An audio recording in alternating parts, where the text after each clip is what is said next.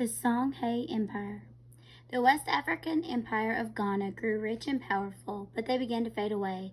Then Mali became the richest and most powerful West African empire. But Mali too began to shrink after the death of the great Mansa Musa, and soon it too was replaced by the new empire of Songhai. Ghana was known for salt and gold, and Mali was known for its greatest Islamic kings, but Songhai became known for its size. It grew and grew until it covered much of the land that had belonged to both Ghana and Mali. Its cities were filled with great mosques, strong-walled palaces and mansions, famous universities, and busy marketplaces where salt, iron, ivory, gold dust, and food were traded. Songhai's best-known city, Timbuktu, had 80,000 inhabitants and almost 200 schools. The medieval traveler Leo Africanus explored the land of the Songhai and wrote about his adventures. Leo was a Muslim born in the Spanish kingdom of Granada when it was under Muslim rule. When Leo was 7, Ferdinand and Isabella conquered Granada and added it to their Christian kingdom. Most of Granada's Muslims left the country. Leo's parents took him to North Africa to live. When he grew up, Leo decided to travel from North Africa down through the Sahara Desert into the kingdom of Songhai. The trip through the desert was a harsh one. Leo wrote, "Many who travel through the desert die because they cannot find water. Their carcasses lie around on the sand, scorched by the sun's heat. Others became so thirsty that they kill their camels and squeeze water out of the camel intestines and drink it. Sometimes this keeps them alive until they can find a pool or well of water." Leo Africanus made it through the Sahara Desert without having to drink water from a camel's insides.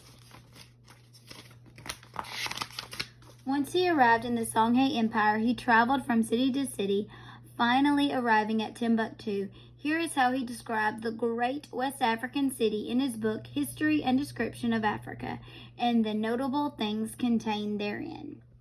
The houses are made out of clay with thatched roof, but the temple and the king's palace at the center of the city are built of stone. The city is filled with wells of sweet water, and there is much grain and many animals, so the inhabitants eat milk and butter. There is not much fruit, but there are melons, cucumbers, bread, meat, excellent pumpkins, and a huge quantity of rice. But there is not much salt, because it has to be carried here from a mine 500 miles away. All of the women wear veils over their faces except for the slave women.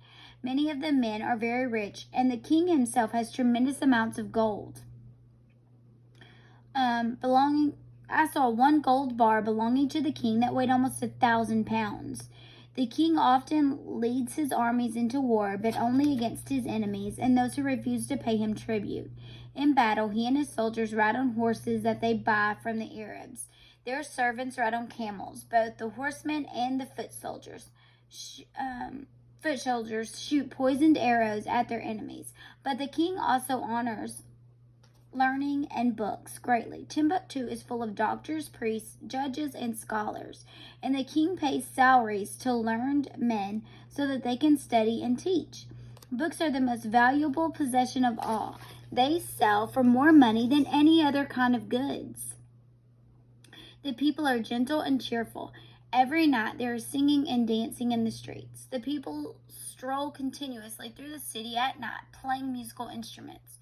When Leo Africanus published his book in 1526, more Europeans found out about the kingdoms of West Africa.